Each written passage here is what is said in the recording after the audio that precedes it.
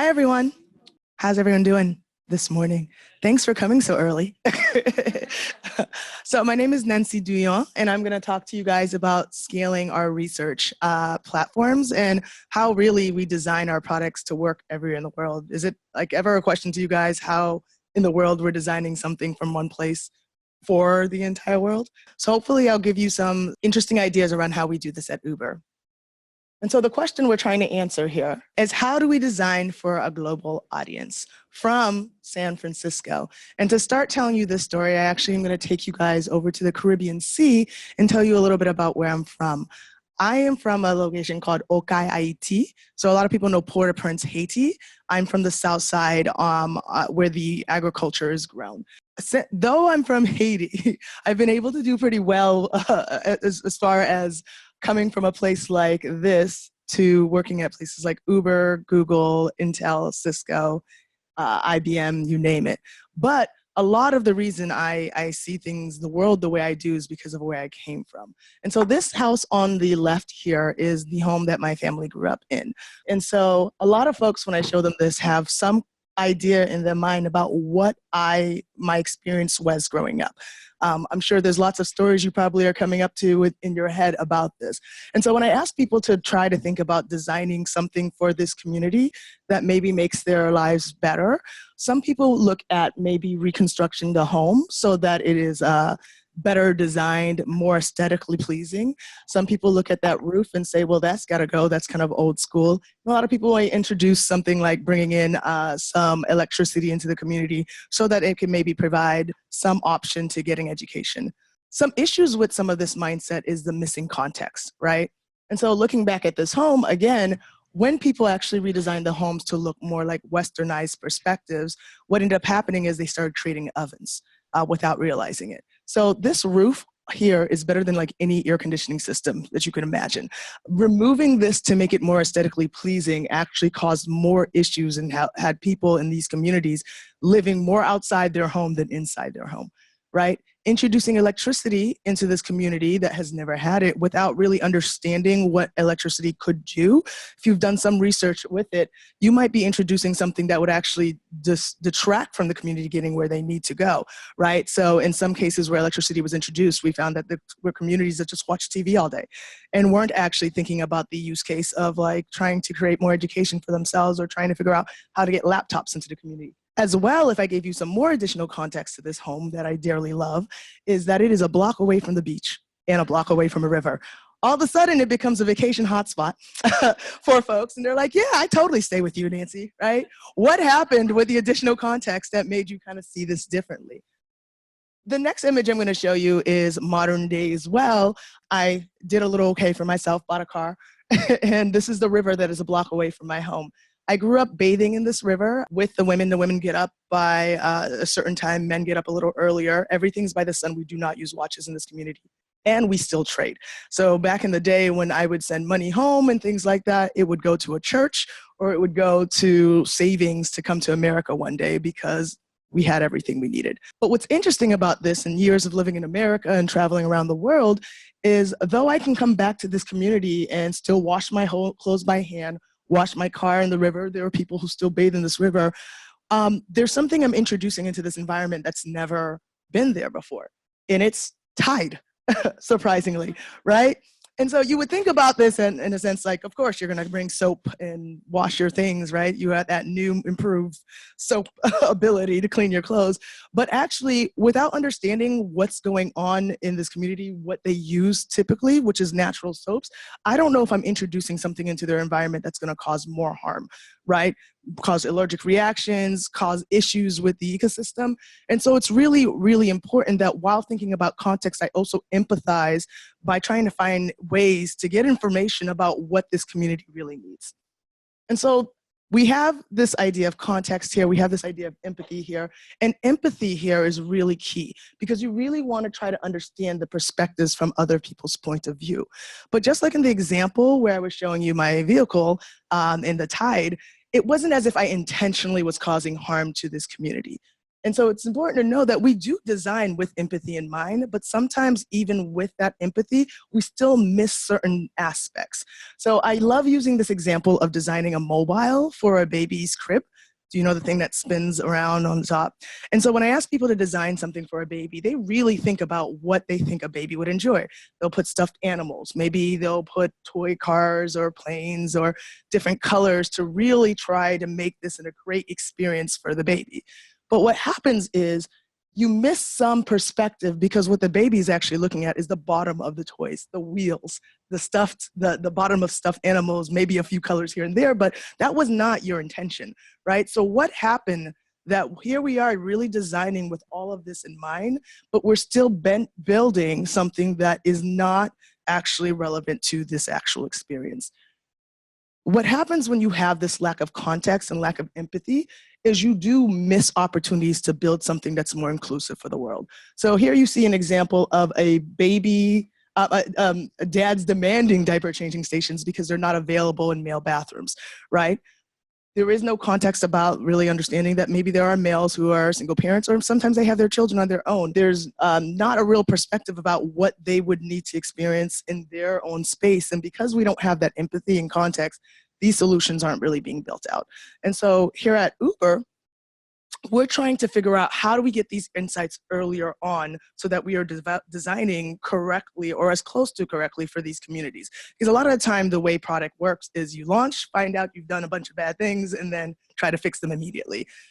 We're trying to catch this much earlier on. And so the way we do this is trying to understand how we fit in these markets around the world and also how we can better empathize with these communities. So we're not just coming in there with this outside thing without really considering what is needed in these communities.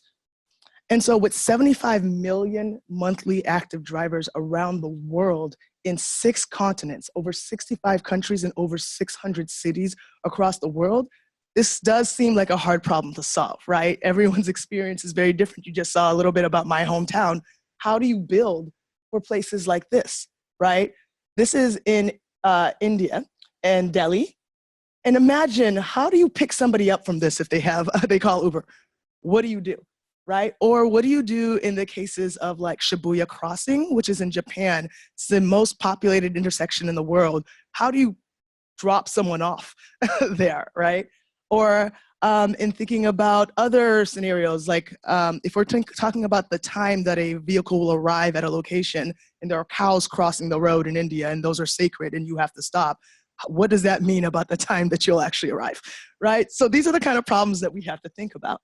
And so it's also important to know that we have 900,000 drivers in the United States alone. But around the world, there's 3 million active drivers globally, which means 2/3 of the people we're really building this product for are outside the United States, right? And so our response to all of this is that we need to scale our research globally so that we can get these insights from all the other parts of the world, right? And so we do this by our own program. So I'm responsible for global scalable platforms here as far as trying to get these insights from around the world. And I'm going to tell you an example of a program we've designed around this. But before we get into that, I want to tell you, show you some examples of how Uber is changing the world by learning about these other contexts, this other context and perspective. So we'll go into one example. Here's a problem. Limited users with credit cards globally. Right? So a lot of you guys know that the credit cards have those 3-digit numbers on the back. That's actually not necessarily true for outside of westernized communities. So there are people in Latin America that don't have access to credit cards like that, or they have different ways of paying for things. And so what we thought is, let's do a test launch of cash in India. There was also this perspective that when you are designing with cash in mind, you're actually introducing something potentially dangerous, right? This is also a very westernized mindset where when we first initially thought about introducing cash, we thought about, oh, what if somebody robs you, right? But in many other countries, Thailand and other countries in Asia, right, cash is just something they commonly use, and robbing is not necessarily something that automatically happens when you have it on you, right? So we went and tested this and launched it in India. And what the outcome ended up becoming is that we were able to increase rider opportunity on platforms globally. So what we were able to do is create a system where we could now collect cash and give people this opportunity. And as a result of that, we've went from a place where people might think of us as a luxury service to really something that was inclusive of all types of people being able to get on our platforms. And we continue to try to figure out other opportunities to get people to leverage whatever is available to them to catch rides. So here you can see an example where we thought about usability, we thought about culture fit, and how using in a design example in just one place like India, we were able to scale that out as an option. Now globally, people are able to use cash. Another problem is interpretation versus translation. A lot of people, when they think about localization, they think about, oh, well, you know, in America they use miles, and in England they use like kilometers, or the rest of the world, right? But interpretation is very, very unique, right? And so what we did is we wanted to do some one-on-one interviews in LATAM, and actually we also went to India to try to understand how people interpret things versus translate things. And what that came out to is we were able to create regional guidelines and global guidelines to help our product teams and engineering teams understand how to design for these places a lot earlier on. So here we have an example, for example, this advertisement in Brazil. It says, "A trip at your fingertips." And that translates in Portuguese to "walk around town on your tiptoes," which is not good for business, right? So this is really important to understand that sometimes when you translate things, they can be interpreted differently in a lot of cases. In the example on the right, we went to India and thought, why don't we see, beyond designing things in just English and Hindi, India has a ton of languages, right? That we could try to localize maybe the language, the app to the local community. So we went to Bangalore, for example, where the local language is Kannada. And what we did was try to translate the app into their local language to see how they would experience it. Really interesting is we found out that there are certain words that have to be in English in order to be understood. Once the word swipe was translated in Kannada, it actually caused more confusion because swipe was well understood in English. And here we see an opportunity to start designing with multiple languages really in one, as one option, or at least to take into account certain words that might be better understood in English than they are in others. And so one other problem, we were talking about this in the other room, where how do people plan their days? You know, where are they going? There's so many things that's going on. And we wanted to understand how our drivers are planning their days globally, right? And so what we did is we did some interviews in LATAM and we did some interviews in the US. And what we ended up understanding and learning is how to build something more strategic for drivers to plan their day. So what we learned was really interesting. In the United States, for example, what is interesting to know is people want to know peak hours and they want to know about weather in order to know how to plan their day as a driver, right? When we asked these same questions over in Mexico and Brazil, they stated we can look up the sky to tell what the weather is, and the peak hours are the same. Why would we need to know that information, right? But what was interesting is there was other things that they thought about that we took into account in how they planned their days. They introduced events to us in the sense that in Brazil, they thought, if there's an event going on, I'd like to know where it is so I can go to the event so I can get clients, because then I can make more money, right? What was interesting in Mexico, they had the same idea about understanding events, but they wanted to know about how to get away from the events, because they felt that if they got to the event, it was going to be a bottleneck and they were going to be stuck in traffic and lose out on gas. Now, we could build something different for each place, but instead what we saw here is that there was an opportunity to understand the rise in demand and how drivers are impacted, to build a more strategic tool that helps them with their day, not just focused on weather, but introduces all these elements in order to create the best opportunities for our drivers. And so our response to all this with scaling research is that we've become a game changer for access because we understand insights from all over the world. We are directly informing the trajectory of some of our projects because we have this additional information. And as a result of catching these things earlier on, we're able to create guidelines for our engineering teams to also make sure that research is focused on the biggest problems at hand and not repeating the same mistakes. How do we scale this to a multi-thousand organization? So one of the platforms that I facilitate is a program called Global Scalable Research Team. And what we have here are a couple individuals representing HQ, and we have team members in India, and we have team members all over Latin America. And what we look at is focusing on understanding how features and concepts that are designed in the United States test and work in all these other locales. And so what we do, the way we do this is by running parallel studies. We have bi-weekly studies that take place. We test in about at least 2 other countries. We have local feature checks, as well as a team that will travel to other locations within the region to do research, whether that's a different city or a different country. We do cross-regional analysis in the case of measuring how things work from the U.S. to LATAM to APAC and things like that. And then we do some repeat engagements because we want to track our improvement over time. So as we make recommendations, we're also able to tell folks how we are able to track how we're doing along the way in order to prove that this method is working. And the way we do this is we ask product teams to submit a research ask. In that research ask, we want to clearly understand what their research questions are, what their goals are, and what the business impact of what they're trying to do, right? It's really important that we work on things that are strategic wins and not necessarily just the cool things, right?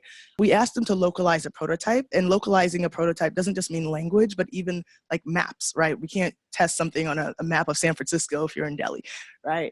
And then we asked them to contribute to the research plan, but really we have a good understanding from their research asked to start building the interview guides and the interview much of the research plan. They also submit queries, and from there we try to get the participants that they're interested in understanding and conduct research. The research could be one-on-one interviews, that research could be usability testing, card sorting, anything that you can think of. We even have this idea of lighter studies where our like just local feature checks are literally going to something called our green light hubs and doing feature checks. Green light hubs are where our drivers go for help or for signing up or setting up. Then we have preliminary findings that come out within 48 hours of the study, which is just very broadly information that kind of stood out that we saw. And then we do a final report, not just with the stakeholders who submitted, but people who would be impacted by this project as well. So if it's a project on language, it might be interesting to put ComOps or consumer operations folks in there, marketing folks in there. And in just a short time, we've been able to make a lot of impact.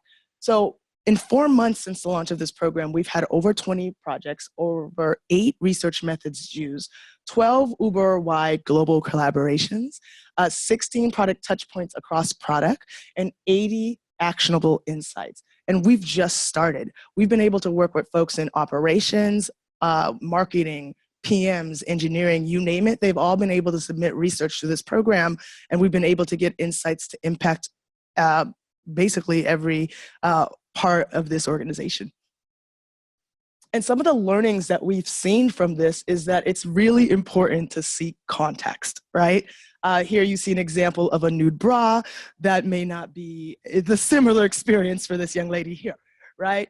It's also important that we deliver value through empathy. Here's an off chance for us to really do great in this world by actually considering what people feel, what they want, asking the right questions up front, and not just entering a place with a noble mindset and thinking we know what's best for the world, right?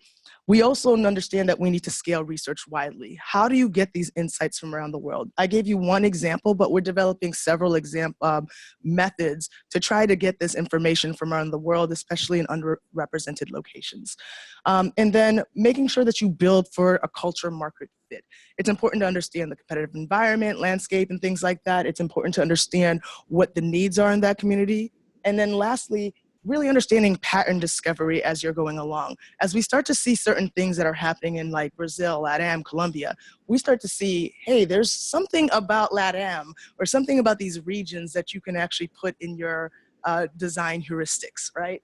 And so I want to end by talking a little bit about how we've looked at these underrepresented communities to create more accessibility around the world. By giving a small example, I'm going to show a short video, there is no sound to it, about what happened when Uber decided to create a feature for the deaf and hard of hearing. And so what's interesting here, there's no value on purpose. This is a deaf driver kind of explaining their experience. And what's happening is they have the app in front of them, and because there's not going to be a sound that tells them what to do, they're going to get a flash on the screen. Right. So what was interesting about this, and the reason I'm bringing this up, is here we are designing something for an underrepresented group. And what ends up happening is we actually create more opportunity for everyone around the world. What we found was that immigrants were using this feature because of their own concerns about their ability to speak English well. And now we've created an opportunity where we were thinking of one group, but we've created an opportunity that opened up to a lot of other people, right? And that's what we want to see with our products here.